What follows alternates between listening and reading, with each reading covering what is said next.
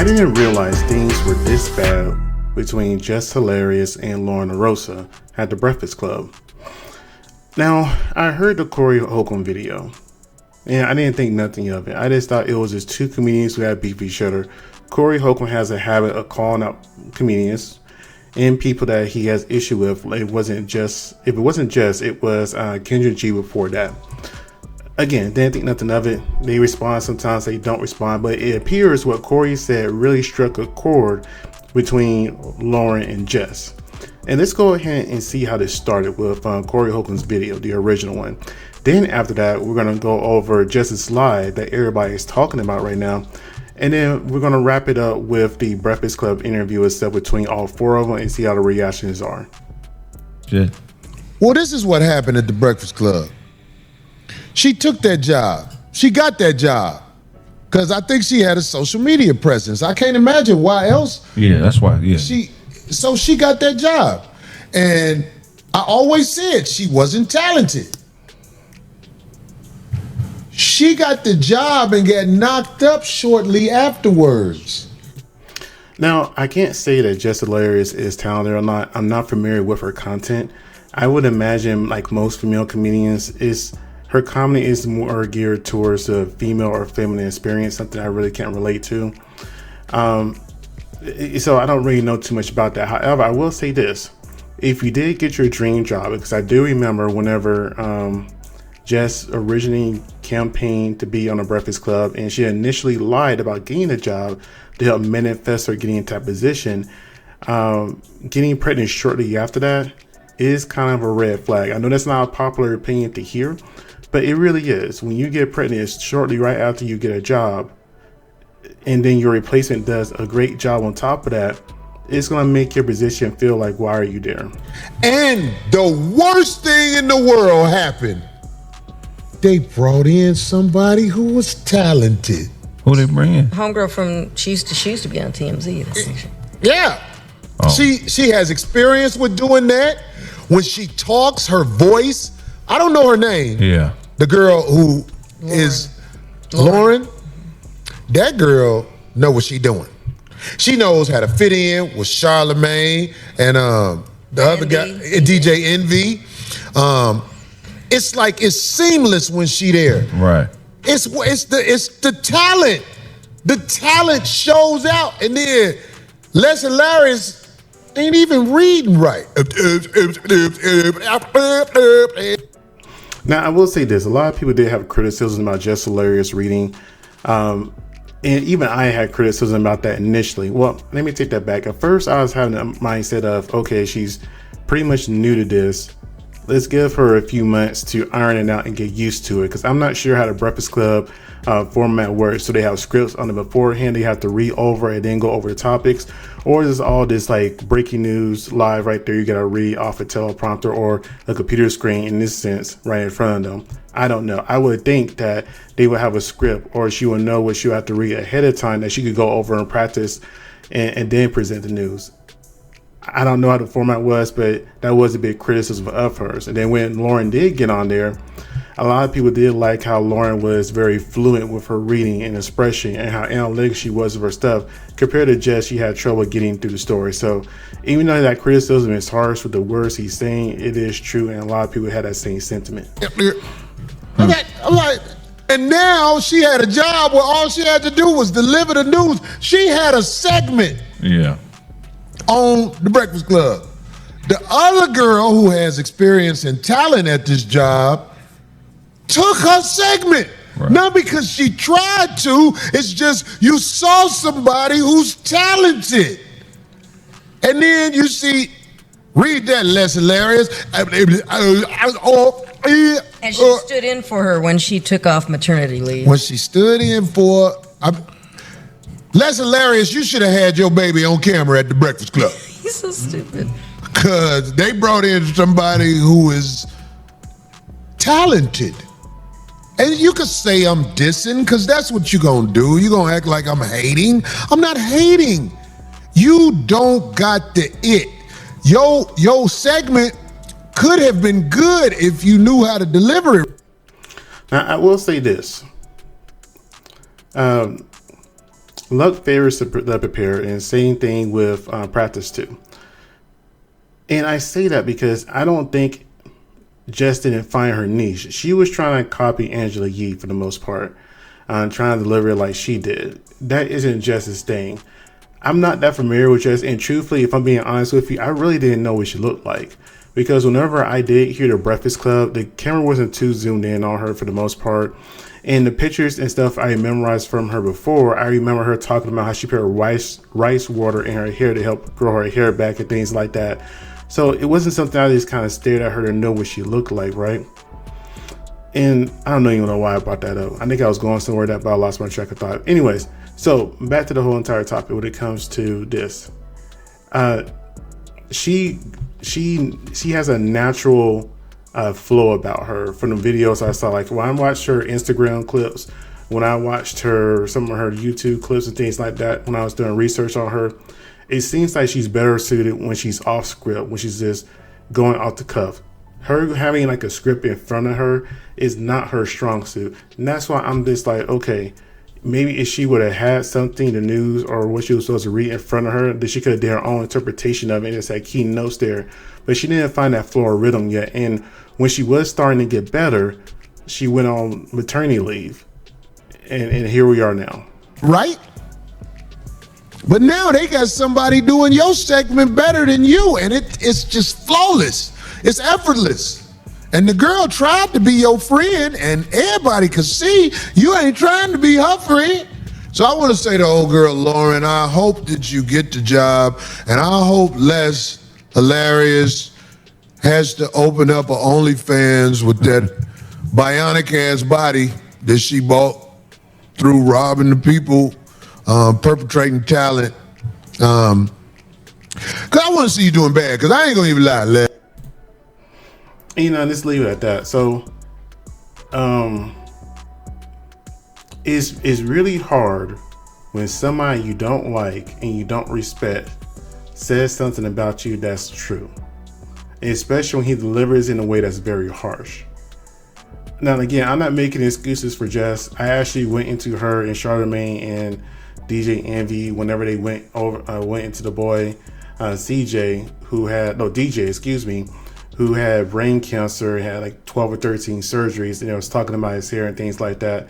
I went into her and dealing about that. But, just looking at it from a very neutral point that I can, that whenever you hear somebody you don't like who's being successful in his own right, he's having his own comedy shows, being sold out, he has a very popular YouTube channel that people do all kinds of reaction, gets millions of views from, I can understand how that could get to you at times. So let's go ahead and see what Jess Live is like. I didn't catch it when it actually happened. I had to go back and find the clip. Shorty is like that. Yeah. That's why I picked her to fill in for me for maternity leave. This woman every day. Every day. I don't have no reason to fucking hate on that girl. I don't. No, I didn't like her when I came back because I'm like, all right, what's going on? What's going on? She knew it. We had a conversation. Because the anger was misplaced. Nah, it ain't even you that I don't like. I'm realizing this is the way these niggas is doing shit up here that I don't like. Okay, got it. Now, it's her segment. I went to the person who does the intros, the sounds. Went to Taylor. Yo, Taylor, make Loren her intro. Take Jess with the mess, all that shit. She says, things can't just change like that. Why the fuck not? Why not? Y'all changing everything else, and I'm the only one that don't know. My goofy ass don't know nothing. I'm just coming to work every day, just zippity-doo-dah-day. You know what I'm saying? Like, nah, take my name out that shit. Jess with the mess is not at Breakfast Club. I'm Jess Hilarious up here. Fuck, I'm Jessica Moore up here. Dang, she used a government name. That's very rare. It's serious somebody used their government name because, let's be real here, everybody knows her as Jess Hilarious. But I will say this. I still think she has misplaced anger here. She says she has no beef with the girl, all this other kind of stuff. And the reason I say she has misplaced anger, because I heard a little bit of Breakfast Club interview from this morning. Interaction this morning. I didn't watch it in full. I want to do it with you guys here. But it's just tough. Because if I remember correctly, Charlemagne, if they're still with iHeart, Charlemagne owns a part of iHeart as part of the negotiation part of his contract, because technically, isn't he their boss? I thought. I could be wrong, but I could have sworn that was some type of issue with that. So of course she really can't go after him. And DJ Envy, he's just kind of there. So yeah, I understand she's annoyed, but Loren and Charlemagne are kind of like this right now. So I understand what she's trying to say and trying to protect herself at the same time. At least that's what I'm gathering from this so far. Just what the mess is not being done. Loren Lorosa is doing the shit. So that need to be her segment. I fought for that segment. What are we talking about? What are we talking about? While her fans and her people and the Breakfast Club people and the people in the comments, man, I'm not ready to sit up here and act like I don't see that shit. Are y'all crazy? One thing I ain't never try to do is act unbothered unless shit never bothered me, man. What? You try coming back to work. You try to come back to work, and the motherfucker is right there at your desk, and ain't nobody telling you shit, mind you. Nobody telling you nothing, mind you. Before you know it, everybody thinking you're the villain. Like I'm the villain, cause I didn't know shit. You know, I need to go back and find that video for her first coming back to the Breakfast Club, because I don't recall that too much. And truthfully, that's mainly because I kind of checked out from the Breakfast Club. I feel like it's too commercialized, and I still remember how they stuck up for Diddy for the longest time. So I don't remember that interaction. I gotta go back and try to find it. But yes, if you are supposed to come back, and I'm assuming whenever you come back from maternity leave, they're supposed to know ahead of time, like, hey, this is when I'm going to return to work. And you return to work, you walk out the door, you think you're going to sit in your office, in your chair, or whatever it's going to be, and you see somebody else there, yeah, that's going to irk you a little bit. So I can understand her point of view with this right here.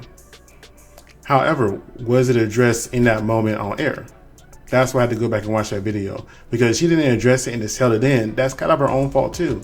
You got to address things that bother you. You can't let it hold in and fester, because it'll make you overreact and do things like this, express all your frustrations on live. I'm sick of that. I'm very, very sick of that. I'm sick of the shit. It's weird. It's weird. I don't fuck with it. Just be quiet up there. I'm not fighting over no mic space. I'm not fighting over no mic. That's why I went from shut up and hush to not saying nothing. No. I'm not gonna compete where I already won this competition. I do remember her telling her to shut up and hush. I thought that was pretty harsh. But at the exact same time, I also remember Loren not sticking up for herself in that moment either. So I thought it was kind of this kind of like playful banter. Because you know how sometimes if you're close to somebody, you may talk to them in a certain way that will appear more harsh, but because you know that person, you could be more blunt with them. I didn't realize they weren't close or friends. It doesn't even seem they really even knew each other. So yeah. You know what's supposed to be for? If this was presented to me,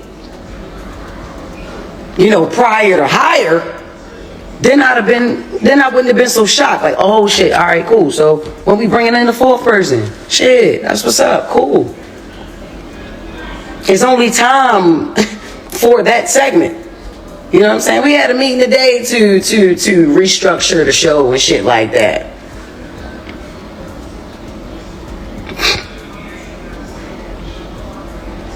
Fuck out of here. Fuck out of here. That went crazy too. Listen.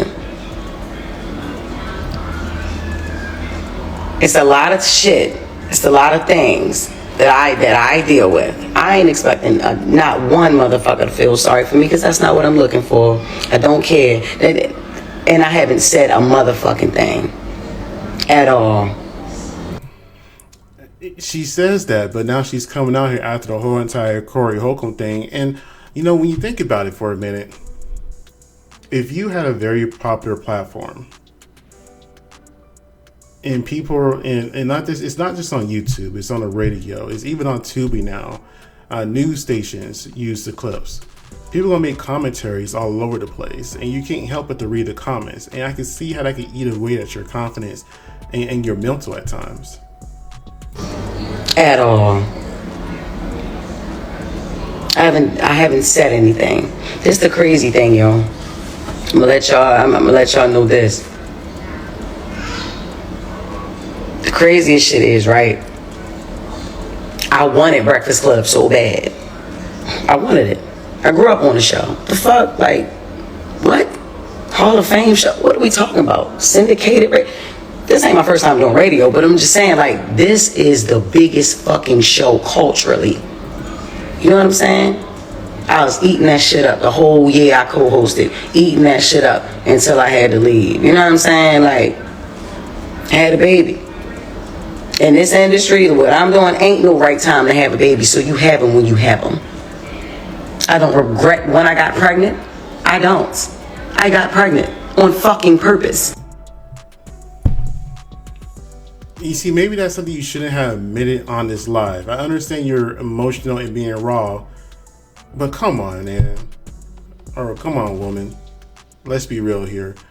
I can understand you saying you're not regretting your baby, and I agree with that. If you choose to have a baby, no matter the circumstance, that kid is going to be a blessing. It's going to be difficult and challenging, but that kid is going to be a blessing overall. So whenever you sit here and say, I got pregnant on purpose as soon as you got your dream job that you grew up on, it makes it seem like you're not serious about the job. And if I remember correctly, Jess already has a kid. I can't remember how many kids she has now, but this is not new to her. Motherhood is not new to her, if I remember correctly. So this is crazy. So she was like on the job for like what, 4 months, 6 months, I want to say. And then she was gone for like another 4 months, and now here we are. That's what I wanted, a baby, and that's what I got. You know what I'm saying? But I wanted Breakfast Club. You feel me? And I'm gonna say this. I don't fucking need to be there. I wanted to be there. I loved being there. Now, I will say the Breakfast Club definitely gave her a lot more exposure because, again, like myself, I really wasn't checking for Jess Hilarious. I didn't look at any of her comedy skits before this. I didn't really, again, the only thing I remember about her was her talking about rice water and regrowing her hair. I don't know how many years ago that was. Oh, and her talking about being with Courtney Wayne. That was another big thing, too. But outside those two things, I didn't know who Jess Hilarious was. I just knew she was a supposedly comedian. And she was on a Breakfast Club. The Breakfast Club gave her a lot more exposure. And I will say this. She says she doesn't need the Breakfast Club maybe now. But before that, she did. Because she really didn't have too much that stood out to the average person. That you'll be like, oh, okay. Kind of like Drewski. I didn't know who he was for the longest time. But then he started putting himself in multiple platforms to where I couldn't deny who he was. I had to know who he was. That was my shit. You get what I'm saying? Like, that was my shit. I used to be happy as a motherfucker on the radio. Yeah, definitely. I'm not intimidated by no woman walking on this earth. I give a crown to that girl. If you listen to the show, you know. Nigga talking about she tried to be my friend. Excuse me? Ain't nobody trying to be no motherfucking friends. What are we talking about? We just naturally, organically became cool. Once I realized what the fuck was going on, like I said, my anger was misplaced. No, I did not like her when I first came back. I didn't. Even down to how I was supposed to return. Like, we had a whole plan on how I was supposed to come back. When I walk in the room, she never left. First thing she said is not, how your baby doing? No, that was envy, because he's the family man, right? How was maternity leave? No, that's not the first. The first thing that she talks about is the shit that was in the comments. What the fuck would make me want to talk about the fucking comments first? I got a beautiful baby at home. Why? You know what I'm saying? So no, I did not like her when I first came back. I had to learn that Loren was not a spiteful person. Like, I'm like, I don't like the way you moving. I don't like, I ain't feeling this shit. That's maturity. That's maturing, I guess you could say. That as you get older, you're going to work around people you just don't like, you don't care for. That's just what it is. You can't help it. So how you react in those moments of being disrespected or not liking a person, is rub you the wrong way, and if you're still able to carry on and still be productive, that's a sign of maturity. And again, I can't recall, and I don't think I've seen that episode when she first came back. And I want to go back and watch it, but it takes a big person to admit, I didn't like you. This is what it was, and here it is. We still moved on. We made something successful.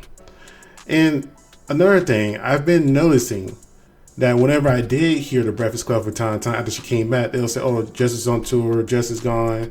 Jess blah blah blah." Jess wasn't there a lot, so you could tell she was already starting to check out. And that's kind of interesting considering she doesn't have really a background in radio from what I know, at least not on a popular show like that. And on top of that, she just had a job for a very short time. Let me rephrase that. She was active in a job for a very short time frame, and to lose interest that fast, to me, it seems like she's getting ready to check out and leave the show. They had a whole nother plan. I don't know what the fuck what that was in there, but that shit wasn't it. I ain't like that. We've made cool since then. That's it. Right? I compliment this girl every fucking day. Every day. And it ain't forced. She's a beautiful girl. She knows her shit and she on her shit. And that segment came from me. Like, let's not even sit here and fucking play around with it.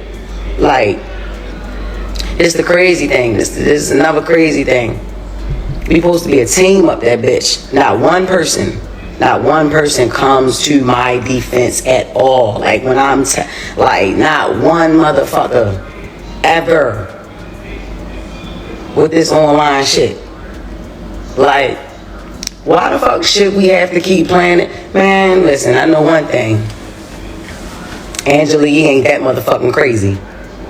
Not as crazy as niggas try to make out to be. Nah, it's the reason that lady wanted to leave that show. I don't know how she did that shit for 13 years, my nigga. I'm telling you.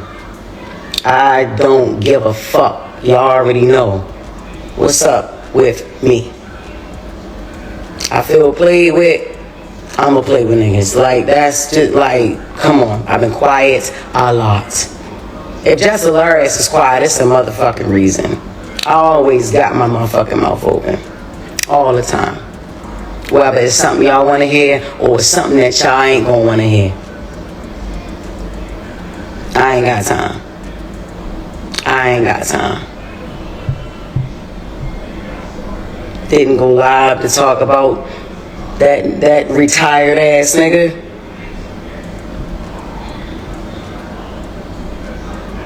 Who still think he not retired. Nigga, you ain't doing nothing. And honestly, if he didn't hate me so much, I would actually agree with some shit that he was saying. I would. The girl is great at what she do. Loren with the latest is flawless. Yes, it is. Yes, it is. Yes, it is. She got that. I fought for that. The fuck is we talking about? I don't know how long it's gonna take for a motherfucker to confirm that. But yeah, it's like that. I started saying shit on air. Like I said, I don't know if y'all really listen to, you know what I'm saying? I don't know if y'all really listen to that shit 6 a.m. or whatever. Yeah. I advocated for that. Get that shit to her. Get that segment to her. Man, that girl do what she do. She do it great. She was doing it great at TMZ. She doing it great at the Breakfast Club. And again, I'm not really familiar with Loren. I didn't know she was on TMZ. I mean, let me rephrase that. I heard she was on TMZ, but I don't recall seeing her on there. But then again, I don't watch TMZ that much either. So when I think of TMZ, I think of the white dude. I think his name is Harvey, maybe. I don't know. And the black guy. And there was another black guy on there too who told Kanye off. But that's about it when it comes to TMZ. I don't really see or think of too many other faces that stand out. I also, Ben said that she did great during the co-hosting year too. Said that. along with Claudia Jordan and Jason Lee. I also said that. Okay? Stop trying to make me out to be the villain. Or like I'm the fucking hater or something. I ain't never gonna hate on no fucking woman. Ever. No. Now listen. I may not say everything that y'all, I may offend women here and there. I offend men here and there. I offend others here and there, Okay. I ain't gonna agree with everything I say and do, but I am never going to hate on a woman, especially if she got it going on. Yeah, I'm not. And Loren Lorosa got it going on. She did. You know what I'm saying? I tell her that. Ask her. I don't know if she said it online. She thanks me on air, but she don't thank me online. I don't, you know what I'm saying? I guess, shit a little different, online. But if niggas is a team, if we supposed to be a team, how about y'all clear some of this shit up for y'all teammate? This shit is ran like a high school. Yeah. It's ran like a high school. It is. Fair Eastside High. Mr. Joe Clark. Before Mr. Clark, though. Like when he first got there. Y'all want a bitch to keep her cool. Look, check this out, y'all. Look, man. I get up every fucking day. Every day. And they always talk about, you ain't at work. Yeah, bitch, I started picking up more shows. Hell no. That's how I'm getting. Hell no. And that's why I said earlier, I think she's getting ready to leave. I'm not sure what kind of contract she has. Is it yearly, like every year, every 2 years, what have you. But if she's been on there close to a year, maybe a little longer, it could be time for contract negotiations and maybe she just want out. And if you're not happy and she's helped in the Breakfast Club, helped build her visibility and her platform, I think she was in a Tubi movie recently too. Also, you know what? Why not? Go be where you're happy at. Don't be somewhere where you feel miserable and people don't appreciate you daily. It's gonna be real here. You just look at the comments and you can see how people talk about Jess. Hell no. I have more fun outside the fucking studio than I have in there now. Is you crazy? Let's go ahead and go over the Breakfast Club stuff right quick.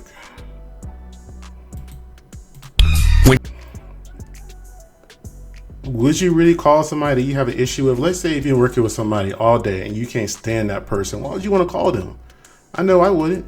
Like, I understand after comments and after people and all that, but it's not all about them. It's how I'm feeling too. What if I'm feeling the same way the people feel? You know what I'm saying? And there it is. A lot of time people can pick up on people's emotions that are not close to the situation, right? And just like how Corey said, Jess was trying to be your friend. She feels threatened, all this other kind of stuff. She's pretty much, at least Charlamagne is approachable where people can call him and, curse him out and express their grievances. Now, the one thing I could say about Charlamagne for the most part, he always seemed kind of thick skinned. And that's what brought me to the Breakfast Club, because I remember seeing him on, I love the 80s and 90s and I think Well Jug and stuff like that on Comedy Central. Was it Comedy Central or was it VH1? I think it was VH1. And seeing him on the radio and how he Carrie compose himself, even when what's that rapper name? Lil Wayne's stepdad, Birdman, came up there and pretty much threatened him. He still held his composure the whole entire time, even when he got jumped in the streets. So he always had like a thick skin to him. So I can understand and appreciate that. Like, hey, if you have something you want to say, you want some grievances, come to me, lay it all out, and we'll move forward. Dang, I didn't know it was that bad. She was up there crying at work.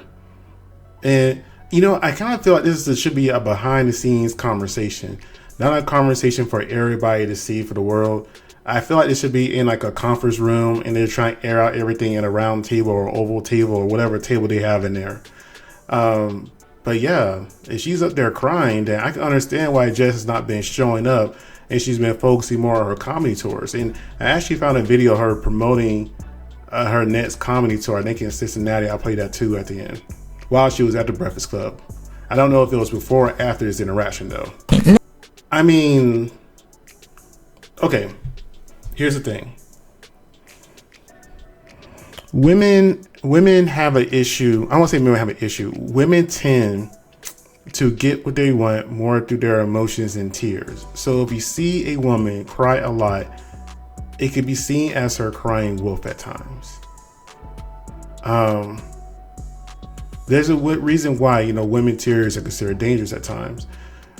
Because as men, a lot of the time, when we first initially see it, we want, okay, how can we fix it? How can we get you to stop crying? But if we see you crying over and over and over and over and over again, we're going to look at you like, okay, well, you're just doing this to get attention. You need to go see a therapist. You need to go do something. You need to figure it out. You get, these tears ain't going to help nothing. We already tried talking it out, fixing it, and you still talking over each other.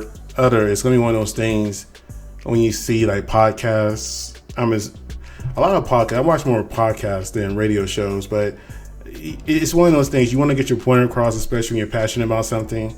You're going to talk over each other. In the ideal world, yes, everybody will be respectful, but as soon as emotions start getting high, you want to get what you want to say out before you forget it, because you think it's going to add substance to the conversation. So that's just the game that you're in. But she didn't address that shut up. I remember that when she was saying hush, hush, shut up.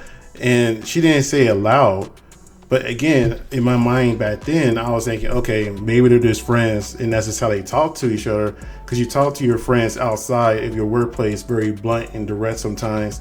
That made other people who may not understand your relationship like, do y'all really like each other? So, yeah. None of that was. I mean, point taken. If somebody offends you at that particular time, you got to address it right then and there. You can't sit on it and then try like, well, I'm a grown woman. My mom don't even talk to me. I'm pretty sure her mom doesn't, but her mom also raised and respect her. Just as a stranger, you got to show a stranger how to treat you. If you let them tell you to hush and shut up right there in that moment, they're going to think that's okay. So Loren should have stepped up and said something in that moment in a respectful way. It could have been like, you know what, Jess, hey, I hear you, but don't say that to me on air, please. Or don't say that to me at all. You know, something. She could have worded something to addressing that situation at that particular time. It doesn't have to be escalated to like a physical confrontation or even a verbal one, but just let her know, hey, that's going too far. Don't cross my boundaries. Now they're starting, Charlamagne trying to deflect now, talking about he's gay. Nobody cares if you're gay. Nobody cares, Charlamagne. They say a lot of things about you, but again, the conversation is about Loren and Jess and Loren, and they can't stay on that topic without Charlamagne trying to change the subject or deflect it. And that's not going to help anything. That's actually going to add more credence to what Jess is saying, that they're not having her back. At least that's how she feels. They're not clearing the air. They're not addressing it. You see, making light of a situation and they taking it very serious right now. And that's what I mean. I get it. You know, men are different than women, but you know, DJ Envy is married to a wife that's very emotional. I'm pretty sure he wouldn't want somebody talking to his wife that way. He'll get his quote unquote beige rage going on and have a whole fit on air. If somebody was jokingly talking to his wife, telling her hush, hush, hush, especially after she expressed how much that bothered her before. From them making it a topic. See what I mean?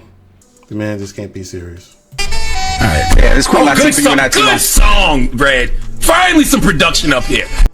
All right, that's it with there. And let's see. Let's go ahead and go into just promoting her show. Then I'll be getting out of here. Ohio, your girl will be there this weekend, Friday and Saturday. We got 4 shows. Make sure you get your tickets. I'm doing meet and greet after the late show on Friday, and I'm doing meet and greet after the late show on Saturday. So make sure you get those tickets at JessHilariousFofficial.com or FunnyBone.com. Ohio, y'all know y'all pops out for me. Y'all already know that. So when y'all, nigga, what? Come read it up. And to tell people to make sure you get your tickets. Get your tickets, nigga. Come on now, right now. Every one of you. If you have a friend, get your tickets. Period, nigga. Stop fucking around. He ain't got shit else to do. All right, so that's pretty much it for that. You guys tell me what you think. I didn't realize this thing was brewing like this, and I guess here we are. But anyways, like, comment, and subscribe. Hope you guys have a great night. Thank you for watching.